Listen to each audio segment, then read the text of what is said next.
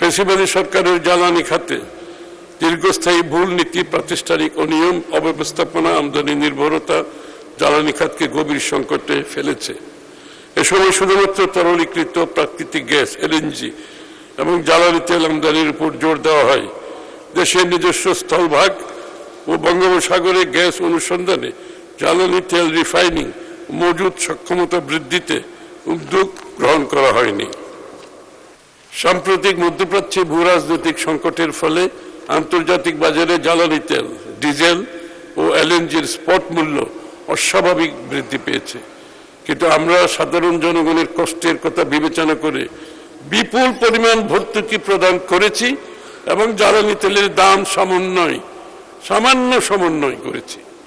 জ্বালানি তেলের দাম খুবই সামান্য সমন্বয় করেছি।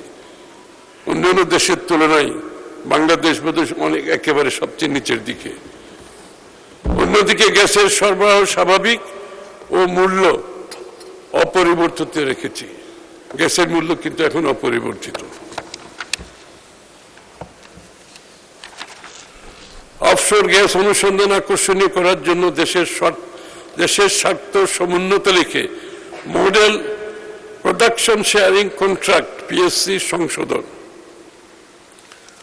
জ্বালানি আমদানির ক্ষেত্রে একক উৎসের উপর নির্ভরতা কমিয়ে উৎস বহুমুখীকরণ নীতি অনুসরণ, মহেশখালীতে বিদ্যমান দুটি ভাসমান এলএনজি টার্মিনালের পাশাপাশি নতুন টার্মিনাল স্থাপনের বিষয়টি পর্যালোচনা, মহেশখালীর মাতারবাড়িতে একটি ল্যান্ড বেসড এলএনজি টার্মিনাল স্থাপনের জন্য জমি অধিগ্রহণ পরামর্শ নিয়োগের প্রক্রিয়া চূড়ান্তকরণ, জ্বালানি তেল পরিবহনে নির্মিত 601.550 কিলোমিটার পাইপলাইনের সর্বোচ্চ ব্যবহার, জ্বালানি তেল খালাসে সিঙ্গেল পয়েন্ট মোরিং চালুর উদ্যোগ গ্রহণ, চট্টগ্রাম উপকূলীয় শিল্পাঞ্চলে ধাপে ধাপে 50 লক্ষ মেট্রিক টন পরিশোধন ক্ষমতা সম্পন্ন নতুন ক্রুড অয়েল রিফাইনারি নির্মাণ।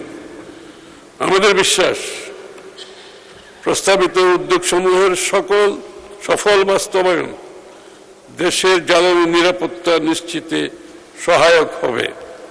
বিদ্যুৎ ও জ্বালানি খাতের গুরুত্ব বিবেচনায় এ খাতে 2026-27 অর্থবছরে এই মন্ত্রণালয়ের অনুকূলে মোট 17,345 কোটি টাকা বরাদ্দের প্রস্তাব করছে।